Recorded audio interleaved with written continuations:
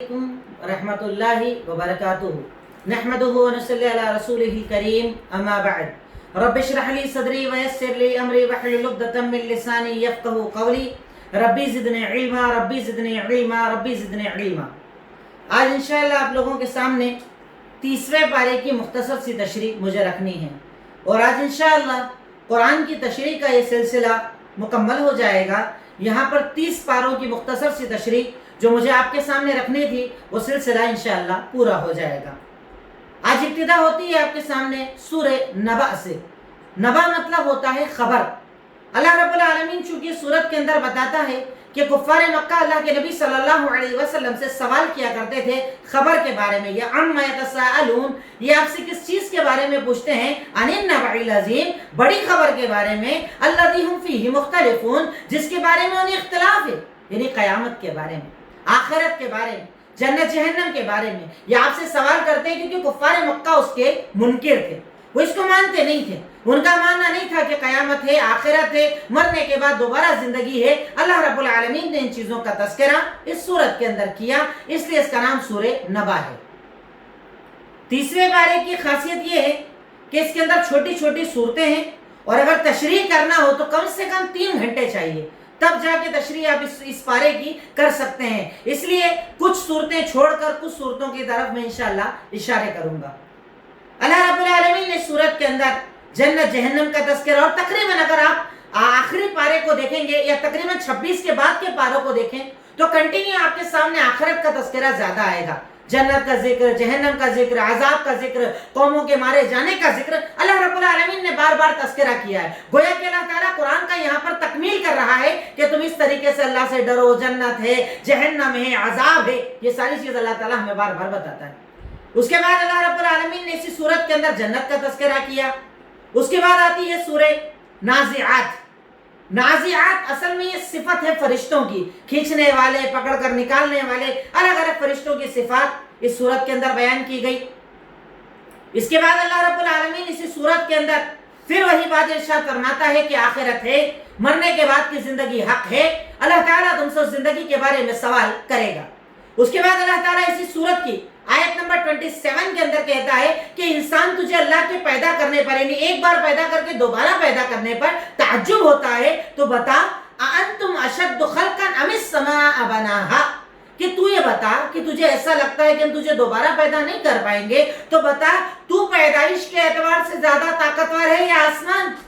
वो जो इतने बड़े आसमान को बना सकता है, क्या इंसान को दोबारा नहीं बना सकता? यकीनन बना सकता है। गोया कि अल्लाह रब्बुल आलमीन ने इंसान के इस इनकार की दलील दी कि तेरा इनकार गलत है, और क्यों गलत है उसकी दलील दी आसमान, जमीन, पहाड़। जब अल्लाह ताला इतनी बड़ी बड़ी मखलूकात को पैदा कर सकता है तो इंसान को मारकर पैदा करना कोई बड़ी बात नहीं है, मारकर जिंदा करना कोई बड़ी बात नहीं है। उसके बाद सूरे अबसा। अबसा मतलब इग्नोर करना। मामला ये होता है कि एक मर्तबा अल्लाह के नबी सल्लल्लाहु अलैहि वसल्लम कुरैश के बड़े लोगों के साथ किसी मसले पर बातचीत कर रहे थे, बातचीत चल रही थी। इतने में एक सहाबी थे, अब्दुल्ला इब्ने उम्मे मक्तूम, नाबीना सहाबी थे। ये आए, ये आपसे कुछ मसले मसाइल पूछने लगे, पर आपको ऐसा लगा कि इस वक्त कुरैश को समझाना ज्यादा जरूरी है, तो आपने जरा से इनकी तरफ से इग्नोर कर लिया। अल्लाह ताला ने आयत नाजिल कर दी कि अल्लाह के नबी सल्लल्लाहु अलैहि वसल्लम, आपके पास वो सहाबी आए, आपने उन्हें इग्नोर कर दिया, उनकी बात सुन रहे हो, जबकि ये अल्लाह से ज्यादा डरने वाले हैं, ये अल्लाह वाले हैं, अल्लाह इन्हें पसंद करता है। गोया कि अल्लाह के नबी सल्लल्लाहु अलैहि वसल्लम को समझाइश दी गई कि आप इन्हें मत छोड़िए, इनको इग्नोर मत कीजिए, बल्कि इनकी भी बातों का जवाब दीजिए, ये आपकी जिम्मेदारी है। अल्लाह रब्बुल आलमीन ने इस चीज का तज़किरा इब्तिदा के अंदर किया। फिर उसके बाद अल्लाह रब्बुल आलमीन इंसान के बारे में कहता है, इंसान को अपने होने का एहसास दिलाता है कि मैं हूँ, मैं अल्लाह हूँ, मैं खालिक हूँ, मैं मालिक हूँ, मैं राज़िक हूँ, मैं सब कुछ करने वाला हूँ। इरशाद फरमाया सूरे अबसा आयत नंबर 24, 25, 26 के अंदर अल्लाह ने इरशाद फरमाया कि इंसान को हमारे बारे में अगर यकीन नहीं आता ना, फलयंजुरिल इंसान इला तआमी, इंसान अपने खाने को ही देख ले तो उसे पता चल जाएगा कि उसे पैदा करने वाला कोई है, निजाम का चलाने वाला कोई है, यानी पहले तो कोई है और वो कोई अल्लाह है और अकेला है, उसका कोई साथी नहीं, कोई शरीक नहीं, कोई बराबर नहीं, औलाद नहीं, माँ बाप नहीं, वो अकेला है, तन्हा है, ताकतवर है, कुदरत वाला है। इरशाद फरमाया कि तू अपने खाने को देख, कैसे देख कि हमने बारिश को बरसाया, पानी को बहाया, उसके जरिए खेतियों को लगाया, जमीन को फाड़ा, پانی آیا زمین کے اندر، ہم نے کھیتیوں کو لگایا، دانوں کو لگایا، باڑیوں کو لگایا، تیرے کھانے کا انتظام کیا، کیا اس بات کی دلیل نہیں کہ اسے کوئی بنانے والا ہے؟ ورنہ وہ زمین بنجر رہ جاتی، آسمان سے پانی نہ آتا، پانی آنے کے بعد اللہ کھیتی نہ چلنے دیتا۔ یہ سارا سسٹم اس بات کی دلیل ہے کہ اس کا کوئی بنانے والا اور چلانے والا ہے، بنا بنانے والے کے یہ کائنات چل نہیں سکتی۔ یہ اللہ تعالیٰ کے ہونے کی دلیل، اللہ تعالیٰ کے ایک ہونے کی دلیل اللہ رب العالمین ذکر کرتا ہے۔ اب جب یہ بتا دیا کہ ہم نے زمین کے اندر ہم نے یعنی ہم نے دانے لگائے، ہم نے انگور لگائے، ہم نے بیلیں لگائی، ہم نے زیتون لگائے، کھجور لگائے، اللہ نے نعمتوں کو ذکر کرنے کے بعد اب ڈائریکٹ قیامت کا تذکرہ، اس کے بعد تو قیامت کا منکر ہے۔ اللہ تعالیٰ کہتا ہے قیامت کے دن کو یاد کر۔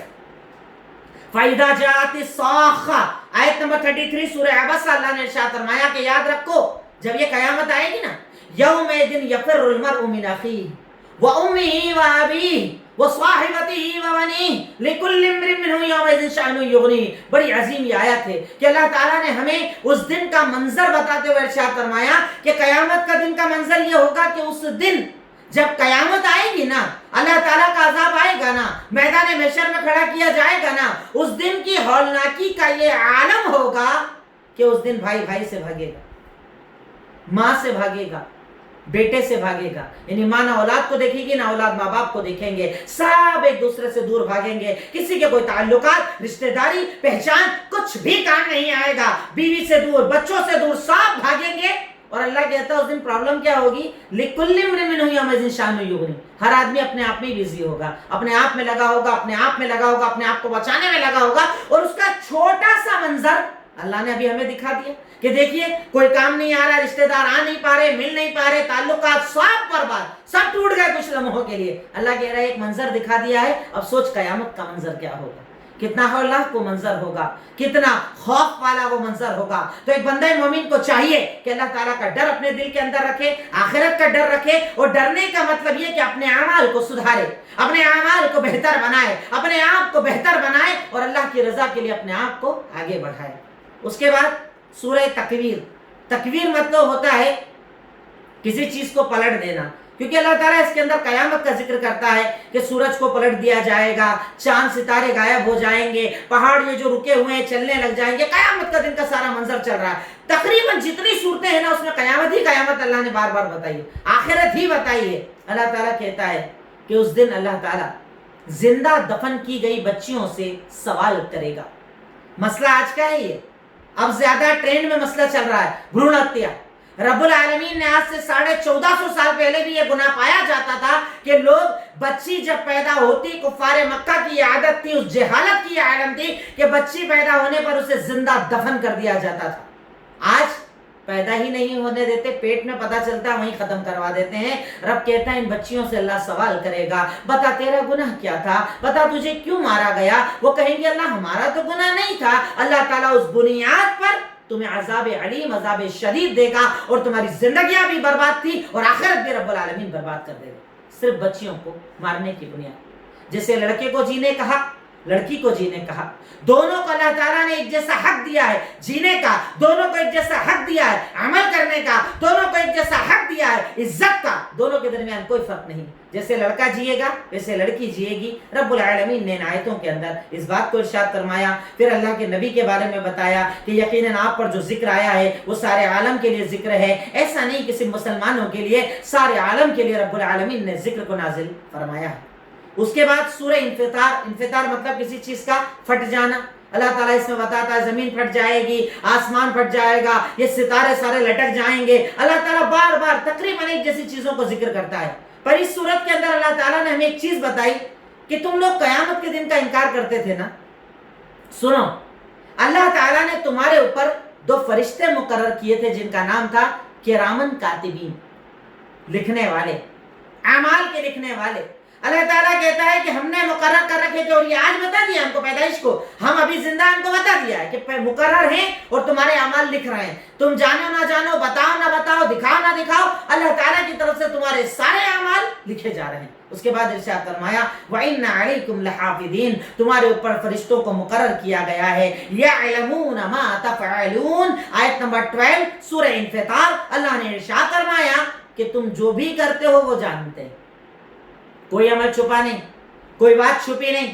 کوئی اعمال چھپے نہیں. رب العالمین تمہارے ہر عمل کا جاننے والا ہے. اور اس کے بعد اللہ کہتا ہے کہ نیک لوگ جنت میں رہیں گے, بد لوگ جہنم میں رہیں گے. یعنی اللہ تعالیٰ ان آیتوں کے ذریعے ہمیں خبردار کر رہا ہے کہ اپنے اعمال کے بارے میں سوچ لو, نیکیوں کے لیے آگے بڑھاؤ. یہ جو رمضان کا مہینہ اس میں کہتے ہیں نا, اللہ تعالیٰ نے ارشاد فرمایا کہ فرشتے, اللہ کے نبی نے ارشاد فرمایا کہ فرشتے کہتے ہیں اے نیکی کرنے والے آگے آ, اے گناہ کرنے والے پیچھے جا. کیوں؟ تاکہ تم اللہ کی طرف آگے آ جاؤ. اس کے بعد اللہ تعالیٰ آگے ارشاد فرماتا ہے سورہ مطففین, ناپ تول میں کمی کرنا. اللہ تعالیٰ اس سورت کے اندر ہمیں حکم دیتا ہے ویل للمطففین, ناپ تول میں کمی کرنے والے برباد ہو جائیں, جہنم میں جائیں, جہنم کی سزا ان کو دی جائے. کون لوگ؟ الذین اذا اکتالوا علی الناس یستوفون واذا کالوہم او وزنہم یخسرون, کہ جب لوگوں سے لیتے ہیں تو زیادہ تول کر لیتے ہیں, اور جب دیتے ہیں تو کم تول کر دیتے ہیں. اللہ کہتا ہے ایسے لوگوں کے لیے عذاب ہے. بزنس کے اندر کمی زیادتی کرنا, بزنس میں دھوکہ دینا, یہ اسلام کا طریقہ نہیں. آپ نے کیا وہ حدیث نہیں سنی کہ آپ کے اور ہمارے نبی محمد الرسول اللہ صلی اللہ علیہ وسلم ایک مرتبہ مدینہ کے ایک بازار کے اندر نکلے.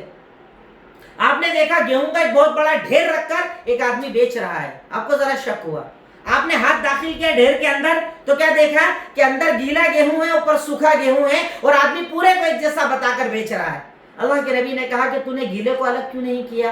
گیلا الگ رکھ, سوکھا الگ رکھ, جس کو جو لینا ہے وہ لے لے گا. اگر تو یہ دھوکہ دے گا نا, من غشنا فلیس منا, جو دھوکہ دے مسلمان نہیں, ہماری صفوں میں نہیں. اسلام اس چیز کو ناپسند کرتا ہے کہ تجارت میں بھی کسی کو دھوکہ دیا جائے. آپ چیز بیچ رہے ہو, عیب بتا کر دو. اب اس سے ایک اسٹیپ ہمارے یہاں تو آگے کام چل رہا ہے.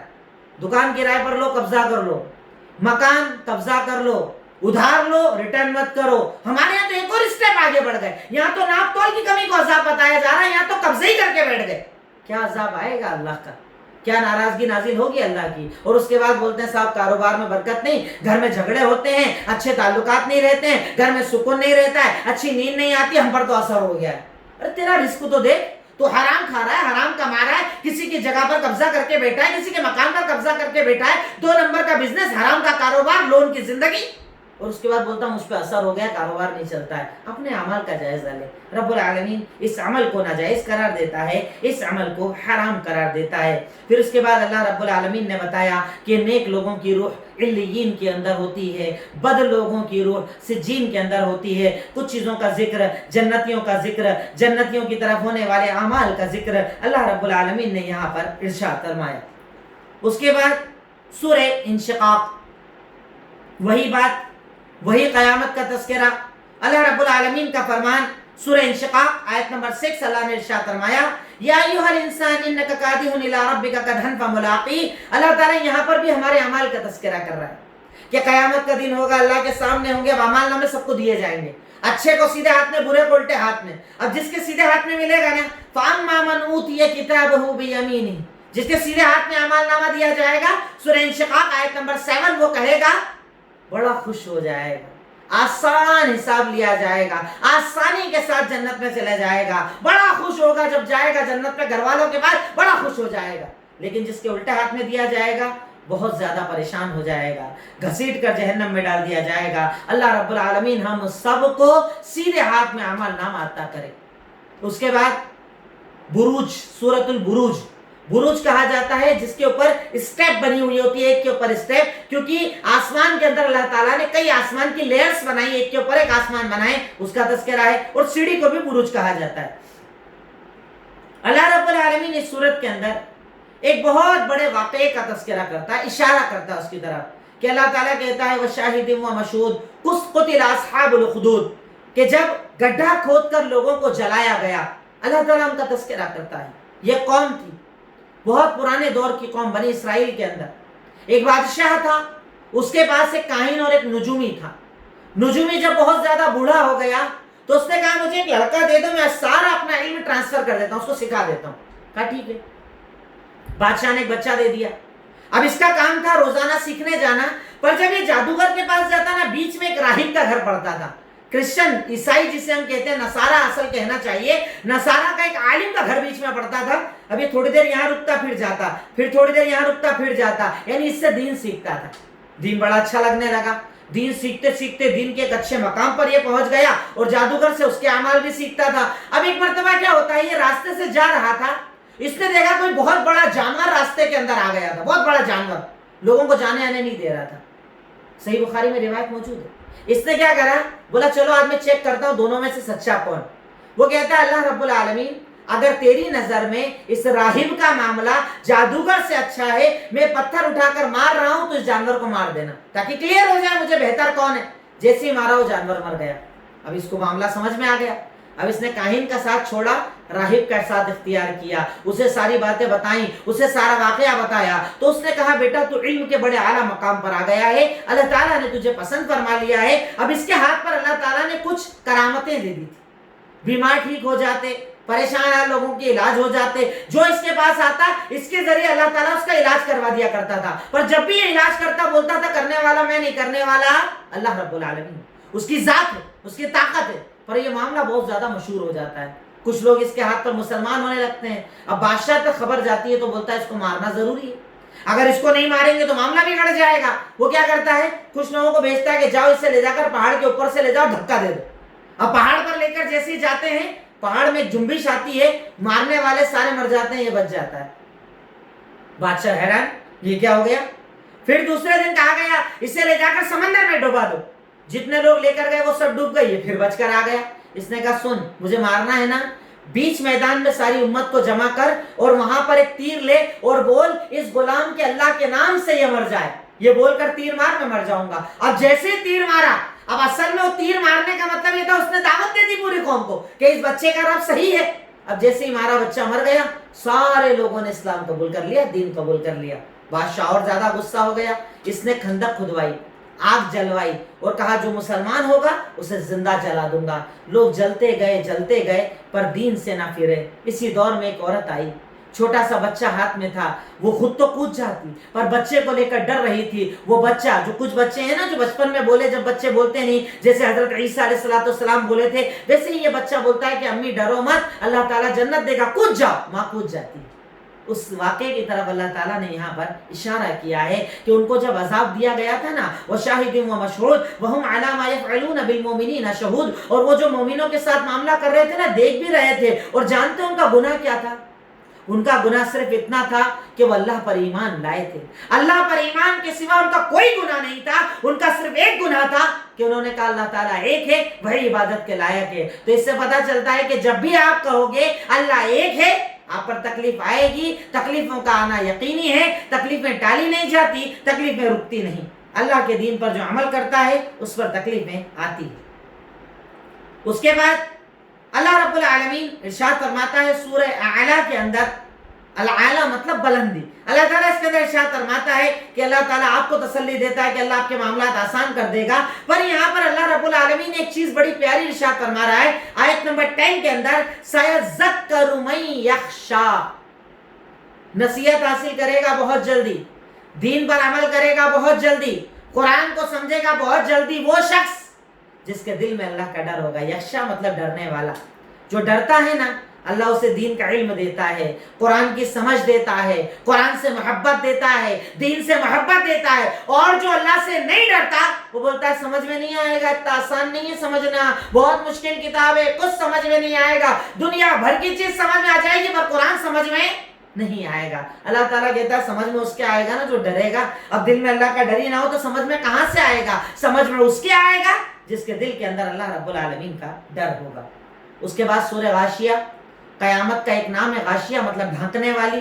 اللہ تعالیٰ اس کے اندر ذکر کرتا ہے، یہ بھی ایک بڑی چیز اللہ تعالیٰ نے بتائی، کیا تمہیں اس دن کی خبر نہیں آئی، غاشیہ کی خبر نہیں آئی، قیامت کی خبر نہیں آئی؟ اس دن بہت سارے چہرے ڈرے ہوئے ہوں گے، اور وہ ڈرے ہوئے کون ہوں گے؟ اللہ تعالیٰ کہتا ہے آیت نمبر 3 سورہ غاشیہ کے اندر، وجوہ یومئذ خاشعہ عاملۃ ناصبہ، وہ چہرے تھکے ہوئے ہوں گے جو عمل کر کر کے ڈرے ہوں گے، یعنی عمل کر کر کے تھکا لیا ہوگا خود کو، اتنا عمل کر کے آئیں گے کہ تھک گئے ہوں گے عمل کر کے، پر عمل وہ کر کے نہیں آئے ہوں گے جو حکم اللہ کا اور طریقہ رسول اللہ کا۔ کیونکہ اسلام میں عمل کی قبولیت کی 2 شرطیں ہیں، حکم اللہ کا اور طریقہ رسول اللہ صلی اللہ علیہ وسلم کا۔ یعنی اللہ تعالیٰ کے لیے خالص ہو کر عمل کرو، صرف اللہ کے لیے عمل کرو تو اللہ قبول کرتا ہے، اور عمل پر اللہ کے نبی کے دلیل کی مہر بھی لگی ہونا چاہیے، تب اللہ قبول کرتا ہے، ورنہ عمل اچھا ہو تو بدعت ہو جائے گا اگر اللہ کے نبی نے نہیں کیا، آپ نے بتایا نہیں، آپ نے سکھایا نہیں، اللہ کا حکم نہیں، قرآن میں موجود نہیں، حدیث میں موجود نہیں، تو اللہ تعالیٰ اس عمل کو قبول نہیں کرتا ہے۔ اللہ تعالیٰ کہتا ہے ایسے بہت سارے آئیں گے عمل کر کر کے تھکے ہوئے، پر ان کے عمل سے ان کو کوئی فائدہ ملنے والا نہیں ہوگا۔ اس کے بعد آپ کے سامنے آئی سورہ فجر، چونکہ اس میں اللہ تعالیٰ نے فجر کی قسم کھائی ہے، اس کے اندر اللہ تعالیٰ نے انسان کی خصلت کو بتایا کہ جب اللہ رب العالمین انسان کو آزماتا ہے اور ذرا اس کی روزی تنگ کر دیتا ہے تو بولتا ہے اللہ نے مجھ پر احسان ہی نہیں کیا، اللہ تعالیٰ نے تو مجھے ذلیل کر دیا۔ اب اللہ کہتا ہے کہ اللہ تعالیٰ روزی کس کو دیتا ہے، اللہ تعالیٰ آسانیاں کس کے لیے کرتا ہے، اللہ تعالیٰ دنیا کی تنگیاں کس کے لیے دور کرتا ہے؟ کلا بل لا تکرمون الیتیم، یہ تیری رزق کی تنگی اس لیے ہے کیونکہ تو یتیموں پر خیال نہیں رکھتا تھا، یتیموں کا دھیان نہیں رکھتا تھا، اور مسکینوں کو کھانا نہیں کھلاتا تھا، اور وراثت کے مال دبا کر حصہ قبضہ کر لیا کرتا تھا، مال جمع کرنے کو پسند کرتا تھا۔ یہ گناہ کرنے والوں کے کاروبار کو اللہ تعالیٰ تنگ کر دیتا ہے۔ یہ میں نہیں کہہ رہا، اللہ تعالیٰ کہہ رہا ہے کہ جب انسان کے رزق کو اللہ تعالیٰ تنگ کر دیتا ہے تو وہ کہتا ہے کہ اللہ تعالیٰ نے تو میرے ساتھ غلط کر دیا۔ اللہ کہتا ہے رزق کس کا تنگ ہوتا ہے؟ اگر آج آپ محنت کر رہے ہو، روزی نہیں چل رہی، کاروبار نہیں چل رہا، تو ایک بار غور کرو اس میں سے کوئی گناہ تو نہیں کرتے آپ؟ یتیموں کو کھانا کھلاتے کہ نہیں کھلاتے؟ مسکینوں کی مدد کرتے کہ نہیں کرتے؟ کہیں آپ نے بہن بیٹیوں کا حصہ تو نہیں دبا رکھا؟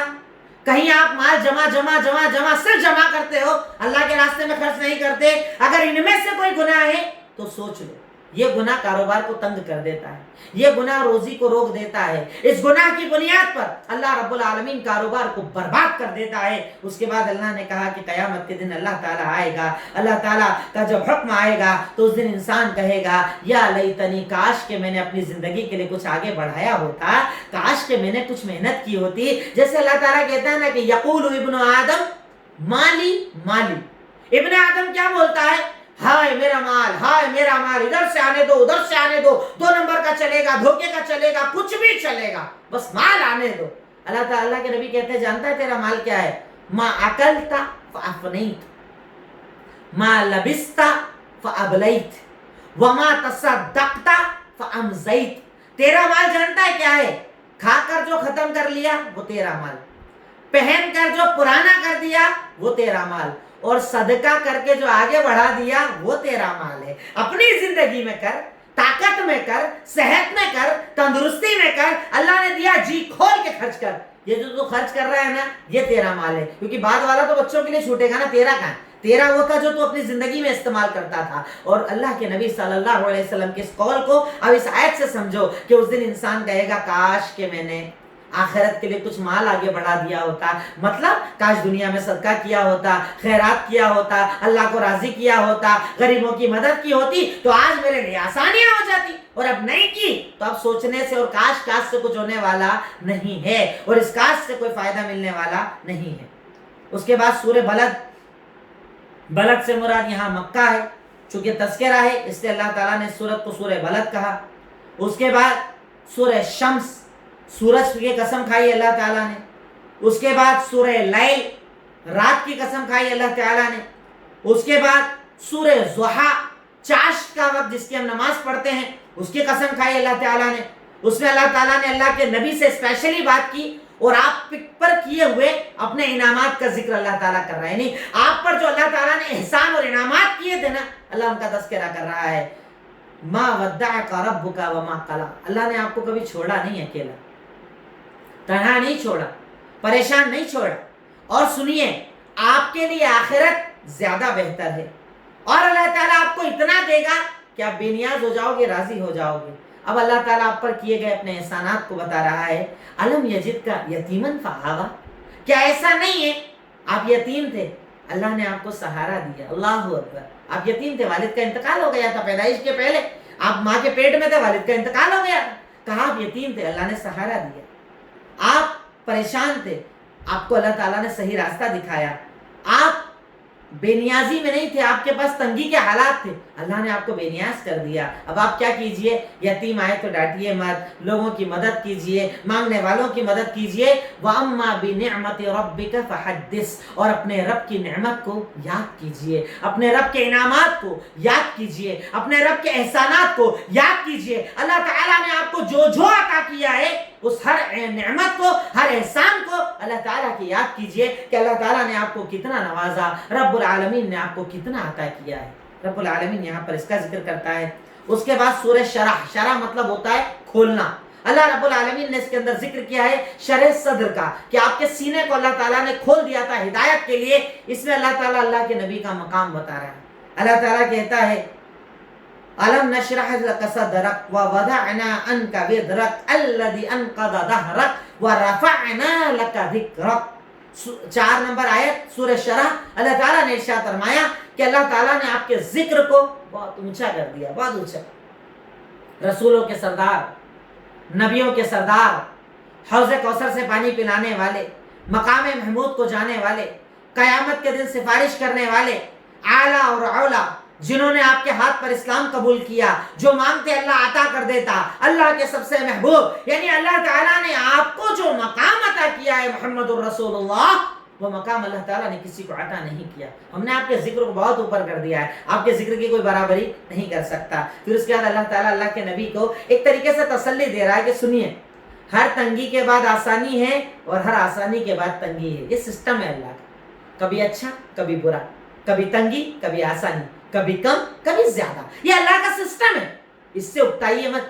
انسانوں کو سمجھایا، ہم لوگوں کو سمجھایا، قیامت تک آنے والے کو سمجھایا کہ اگر حالات آج تمہارے اوپر بگڑ رہے ہیں تو یہ یقین رکھو کہ اچھے حالات بھی آئیں گے، اور اگر اچھے ہیں تو شکر ادا کرو، برے حالات بھی آئیں گے۔ یہ اللہ تعالیٰ کا فیصلہ ہے، یہ اللہ تعالیٰ کا نظام ہے، یہ اللہ رب العالمین کا سسٹم ہے۔ اس کے بعد اللہ تعالیٰ نے زیتون کی قسم کھائی، تین کی قسم کھائی، انجیر اور زیتون کی قسم کھائی۔ اس کے بعد اللہ رب العالمین اسلام کی پہلی وحی جو آپ پر غار حرا میں آئی تھی، اس سورت کا ذکر کیا، سورہ علق اس کو کہا جاتا ہے، کہ جس میں اللہ تعالیٰ نے آیتیں نازل کر کے حضرت جبریل نے آ کر آپ کو کہا تھا اقرأ بسم ربک الذی خلق، پڑھو اس رب کے نام سے جس نے پیدا کیا۔ آپ نے بولا مجھے پڑھنا نہیں آتا، زور سے دبایا، کہا پڑھو، کہا مجھے پڑھنا نہیں آتا۔ گھر کے اندر آ گئے ٹینشن میں، خدیجہ کو بولا زملونی، چادر اوڑا، مجھے ڈر لگ رہا ہے، ایسا لگ رہا ہے سب ختم۔ تب خدیجہ نے کہا تھا نا آپ کیوں ڈر رہے ہو، آپ غریبوں کے مسیحا، یتیموں کے مددگار، راستہ چلتے بوجھ اٹھانے والے، مسکینوں اور بیواؤں کے مددگار، اللہ تعالیٰ آپ کو ضائع نہیں کرے گا۔ یہ پہلی وحی جو اللہ کے نبی صلی اللہ علیہ وسلم پر آئی تھی وہ یہی سورت۔ اس کے بعد سورہ قدر۔ قدر مطلب قدر والی رات، لیلۃ القدر، جس میں ہم نے ان 5 راتوں میں ہم نے اس کو جاگا، 21، 23، 25، 27، 29 ہم نے تلاش کیا، اس رات کو ہم نے ڈھونڈا۔ اس رات کی خاصیت کیا ہے؟ اللہ تعالیٰ اس سورت کے اندر بتا رہا ہے کہ ہم نے اس قرآن کو لیلۃ القدر میں نازل کیا۔ یہ رات کیا ہے؟ کیا جانتے ہیں لیلۃ القدر کے بارے میں؟ کہا لیلۃ القدر جو ہے اس ایک رات کی عبادت 1000 مہینے کی عبادت سے بہتر ہے۔ تقریباً ایک رات کا جاگنا 83 سال سے زیادہ عبادت کرنے کا اللہ تعالیٰ ثواب دیتا ہے۔ اور اس رات کی خاصیت کیا ہے؟ اس میں فرشتے نازل ہوتے ہیں، جبریل امین نازل ہوتے ہیں، فجر تک اس رات میں سکون ہوتا ہے، اطمینان ہوتا ہے، اللہ تعالیٰ سلامتی ڈال دیتا ہے۔ انہیں اللہ تعالیٰ نے اس رات کو بڑی اہمیت والی رات بتایا ہے۔ اس کے بعد اللہ تعالیٰ نے سورہ بینہ، کلیئر، بینہ مطلب کلیئر، بیان کر دینا، اس کے اندر اللہ تعالیٰ نے وہی انسان کا ذکر، نیک لوگوں کا ذکر، نیک لوگوں کے اعمال کا تذکرہ کیا۔ اس کے بعد سورہ زلزلہ یا سورہ زلزال، زلزلہ آپ سمجھتے ہیں، ارتھکویک، زمین پھٹ جاتی ہے، اللہ تعالیٰ ذکر کرتا ہے اذا زلزلت الارض زلزالہا، یاد کرو وہ دن جب زمین کے اندر زلزلہ آ جائے گا، زمین پھٹ جائے گی، زمین کے اندر کی ساری چیزیں باہر آ جائیں گی، مردے بھی باہر آ جائیں گے۔ انسان بولے گا زمین تجھے کیا ہو گیا ہے، کیا ہو گیا ہے تجھے؟ تو کہے گی میرے رب نے حکم دیا ہے، میں وہی کر رہی ہوں جو اللہ نے بولا ہے۔ پھر اس کے بعد لوگوں کو صفوں کے اندر اللہ کے سامنے لایا جائے گا، جس نے ذرے کے برابر بھلائی کی ہوگی سامنے رکھ دی جائے گی، اور جس نے ذرے کے برابر گناہ کیا ہوگا سامنے رکھ دیا جائے گا۔ اللہ تعالیٰ اس کا تذکرہ کرتا ہے۔ پھر سورہ عادیات، سورہ قارعہ، پھر سورہ تکاثر۔ تکاثر مطلب مال کو جمع کر کر کے رکھنا. اللہ تعالیٰ اس کے اندر اور اس کے آگے سورہ لمزہ یا لمزہ دونوں ہما قضا کے اندر کہتا ہے کہ مالوں کو جمع کرنا انسان کو فائدہ نہیں دیتا ہے. الہاکم التکاثر، یہ مال کو جمع کرنے کی حوث، حرص، لالچ، مال مال مال، میرا پیٹ بھرنا چاہیے، میرا کام ہونا چاہیے، یہ کرتے کرتے تم قبر تک آ گئے. سوچتے سوچتے قبر تک آ گئے، مر گئے، ختم، کام ختم ہو گیا. یہ قبر تک پہنچ گئے تم. اب کیا ہے تمہارے پاس؟ بتاؤ کیا عمل ہے تمہارے پاس؟ بتاؤ. نماز بعد میں پڑھوں گا، روزہ بعد میں رکھوں گا، زکوٰۃ بعد میں دوں گا، حج عمرہ بڑھاپے میں کروں گا. کرتے کرتے کرتے قبر پہنچ گئے. اب کیا کر لو گے؟ اب کون سا عمل کام آئے گا؟ اب کیا کر پاؤ گے عمل؟ اللہ تعالیٰ کہتا ہے زندگی میں عمل کر. تو نہیں جانتا موت کب آنے والی ہے، تو نہیں جانتا موت کب پکڑ لے گی، اس لیے اپنی موت کی تیاری ایک بندے کو ہمیشہ کرنا چاہیے. اللہ تعالیٰ کہتا ہے کہ اس دن تم جہنم کو دیکھو گے. اور ایک بڑی اہم چیز جو اللہ تعالیٰ ہم سے کہہ رہا ہے اسی سورہ تکاثر کی آیت نمبر 8 کے اندر ثم لتسألن یومئذ عن النعیم. پھر اللہ رب العالمین تم سے کل روز قیامت نعمتوں کے بارے میں سوال کرے گا. کھانا کھانے کے بارے میں کبھی سوچا؟ اللہ پوچھے گا.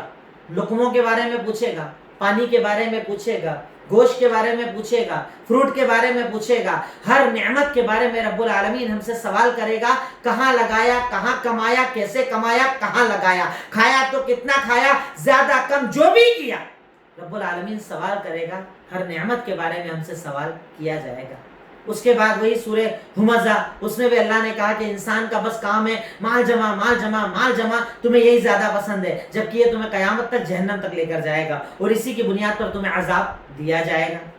پھر سورۃ الفیل، ہاتھیوں کی صورت، جس میں اللہ تعالیٰ نے ابرہا کا ذکر کیا کہ ایک ابرہا تھا، اس نے گھر بنایا، بولا کہ سب ادھر طواف کرنے آؤ، عبادت کرنے آؤ. لوگوں نے بولا نہیں، لوگ تو مکہ جاتے ہیں. غصہ آ گیا، ہاتھیوں کا لشکر بنایا. اللہ کے نبی صلی اللہ علیہ وسلم کی پیدائش کے کچھ پہلے کا ہی معاملہ تھا. کام کیا، لشکر بنا لیا، لے کر آیا، وادی محصر تک پہنچا. میٹنگ ہوئی مکہ کے اندر، ارے اتنا بڑا لشکر آ رہا ہے، کعبہ گرا دے گا، چلو روکتے ہیں. کہا نہیں، اللہ کا گھر ہے، اللہ ہی دیکھے گا، ہم تو نہیں کر رہے، اللہ کرے گا حفاظت. اللہ رب العالمین نے اپنے گھر کی حفاظت کے لیے ابابیلوں کو بھیجا. وہ اپنی چونچ کے اندر پتھر لے کر آئی، نام لکھا ہوا تھا، جس پر گراتی تھی وہ مر جاتا تھا.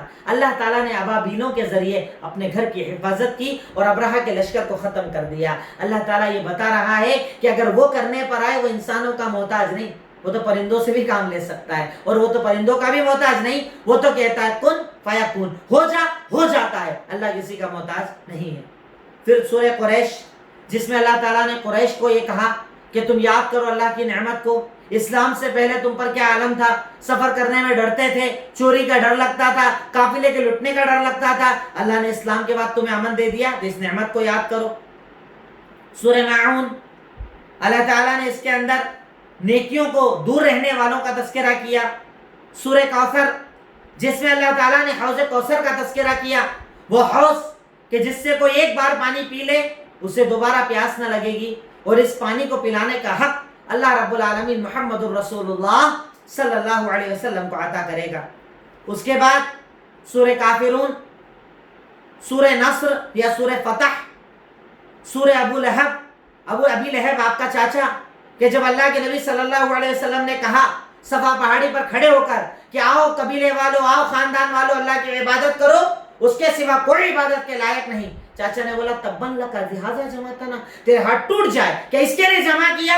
اللہ نے اس کا جواب دیا، ابو لہب تیرے ہاتھ ٹوٹ جائیں گے، تو ہی برباد ہو جائے گا. اللہ نے اس کا جواب دیا.